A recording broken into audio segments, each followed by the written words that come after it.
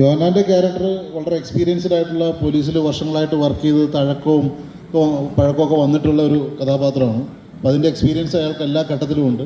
അയാളുടെ പെരുമാറ്റത്തിലും അയാൾ ഓരോ കേസുകൾ അറ്റൻഡ് ചെയ്യുമ്പോഴും അതുകൊണ്ട് ഇവരുടെ ഒരു റോത്തിനിടയിൽ അവർ കണ്ടുമുട്ടുന്ന ഓരോ കേസുകളും കഥാപാത്രങ്ങളോടും അയാൾ അങ്ങനത്തെ ഒരു രീതിയിലാണ് പെരുമാറുന്നത്.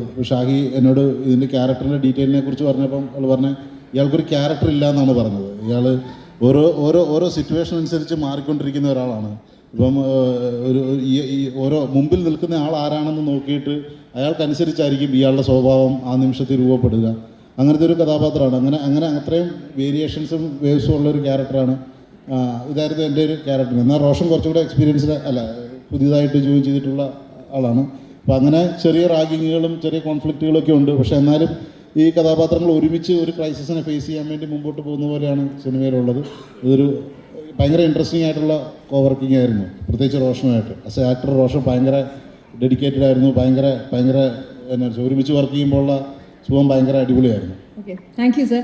ആൻഡ് റോഷൻ എനിക്ക് ആദ്യമായിട്ട് ഒരു പോലീസ് യൂണിഫോമിൽ വരുന്ന സിനിമയാണ് അല്ലേ? അപ്പോൾ പോലീസിൻ്റെ ഒരു തൊപ്പി യൂണിഫോമൊക്കെ ഇട്ട് വന്നപ്പോൾ ഒരു പോലീസുകാരൻ ഉള്ളിൽ കയറിയോ? എങ്ങനെയുണ്ടായിരുന്നു ആദ്യമായിട്ട് പോലീസുകാരനായപ്പോൾ ആ ഒരു അനുഭവം? അല്ല, ആദ്യമായിട്ട് പോലീസുകാരനാവുന്നത് ഇങ്ങനെ സിനിമയിൽ എസ്പെഷ്യലി കുറച്ച് ബിൽഡപ്പ് ചെയ്യുന്നൊരു ഫാക്ടറാണല്ലോ ആദ്യത്തെ പോലീസ് ക്യാരക്ടർ. ആദ്യത്തെ ഓട്ടോറിക്ഷ ഡ്രൈവർ എന്നുള്ളതിന് ആരും അങ്ങനെ പറയാറില്ല. എങ്ങനെയോ പോലീസ് സിനിമ കുറച്ച് നാളായിട്ട് ബിൽഡപ്പ് ചെയ്തുകൊണ്ടിരിക്കുന്ന ഒരു റോൾ ആയതുകൊണ്ട് അങ്ങനൊരു പ്രഷറൊക്കെ തോന്നി. അപ്പം ഞാൻ ഈ സിനിമ തുടങ്ങുന്നതിന് മുമ്പ് ഷാഹിയുടെ ഭയങ്കര സ്ട്രോങ് ആയിട്ടുള്ള സുഹൃത്ത് വലയത്തിലുള്ള കുറേ പോലീസുകാരും, പിന്നെ മണിയാർ പോലീസ് ക്യാമ്പിലുള്ള കുറച്ച് പോലീസുകാരും, പിന്നെ പെട്രോളിങ്ങിൽ ഡ്യൂട്ടിയിലുണ്ടായിരുന്ന കുറച്ച് പോലീസുകാരൊക്കെ കൂടെ കുറച്ച് സമയം സ്പെൻഡ് ചെയ്ത് ഷാഹിനെ എസ്പെഷ്യലി കുറച്ചുകൂടെ അടുത്തറിഞ്ഞപ്പം ഇവരൊക്കെ മനുഷ്യർ തന്നെയാണ്, അവർ ജോലിക്ക് പോകാൻ വേണ്ടി ഒരു യൂണിഫോം ഇടുന്നു. That uniform comes with certain amount of responsibilities, that uniform comes with certain amount of pressure and power എന്നുള്ളത് മനസ്സിലാക്കി.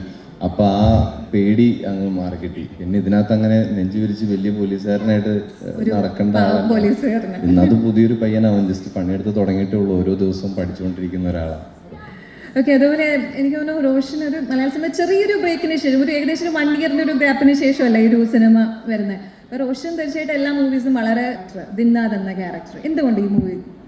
ഷാഹിയുടെ കൂടെ വർക്ക് ചെയ്യണമെന്നുള്ളൊരു ആഗ്രഹം കുറച്ച് നാളായിട്ടുണ്ടായിരുന്നു. അത് ഞങ്ങൾ ആദ്യം മീറ്റ് ചെയ്യുന്നതിനൊക്കെ മുമ്പ് മുതലേ ഷാഹിയുടെ സിനിമകൾ കണ്ടു തുടങ്ങിയപ്പോൾ മുതലേ വീഴപ്പുഞ്ചിറയും കൂടെ കണ്ടു കഴിഞ്ഞപ്പോൾ ഷാഹി ഇൻവോൾവ് ആയിട്ടുള്ളൊരു പ്രോജക്റ്റിൽ വർക്ക് ചെയ്യണമെന്നുള്ളത് ഭയങ്കരമായിട്ടുള്ളൊരു ആഗ്രഹമായിരുന്നു. പിന്നെ ഇതിൻ്റെ കഥ കേട്ടിട്ട് ഞാൻ ചുമ്മാ ഇറങ്ങിപ്പോയെന്നൊക്കെ ഷാഹി പറയുമെങ്കിലും എനിക്ക് കേട്ടപ്പോൾ തന്നെ ഭയങ്കര ഇൻട്രസ്റ്റിംഗ് ആയിട്ട് തോന്നിയൊരു ഇമോഷണൽ സ്ട്രക്ചറുണ്ട് ഈ സിനിമയ്ക്ക്. അത് ഈ കഥ അനുവദിച്ചു കൊടുക്കുന്നത്, ഇതൊരു പെട്രോളിംഗ് നൈറ്റിൻ്റെ കഥയായതുകൊണ്ട് അത് അനുവദിച്ചു കൊടുക്കുന്ന അതിൽ മാത്രം പോസിബിൾ ആയിട്ടുള്ള ഭയങ്കര രസമുള്ളൊരു സ്ട്രക്ചറാണ്. അപ്പോൾ അതും ഭീകരമായിട്ട് എക്സൈറ്റ് ചെയ്തു.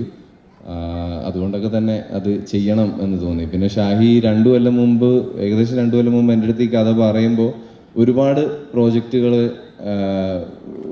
നടക്കുന്നു, ഒരുപാട് പ്രോജക്റ്റുകളുടെ ഇടയിൽ നിന്ന് പിക്ക് ചെയ്യാം എന്നുള്ളൊരു പോയിന്റിലാണ് ഞാൻ നിന്നിരുന്നത്. ആ സമയത്താണ് ഈ സിനിമ എൻ്റെ കയ്യിൽ വരുന്നത്. അത് കഴിഞ്ഞ് പിന്നുള്ളൊരു കൊല്ലത്തിൽ പല കാരണങ്ങൾ കൊണ്ട് കുറേ പ്രോജക്റ്റുകൾ മിസ്സായി, കുറേ സാധനങ്ങൾ ചെയ്യാൻ പറ്റാതായിപ്പോയി, പല റീസൺസ് കൊണ്ട്. ആ പോയിന്റിലൊക്കെ റോന്തിലാണ് ഞാൻ ഏറ്റവും മുറുക്കി പിടിച്ചിരുന്നത്. ബാക്കിയെല്ലാം പോയിക്കോട്ടെ, ഈ ഒരെണ്ണം എങ്ങനെയെങ്കിലും നടത്തിയെടുക്കണം എന്നുള്ള രീതിയിൽ ഞാൻ ഏറ്റവും കൂടുതൽ സമയവും ഏറ്റവും കൂടുതൽ എഫേർട്ട് ഇട്ട് ട്രാവൽ ചെയ്തിട്ടുള്ളത് ഈ ഒരു സിനിമയ്ക്ക് വേണ്ടിയിട്ടാണ്.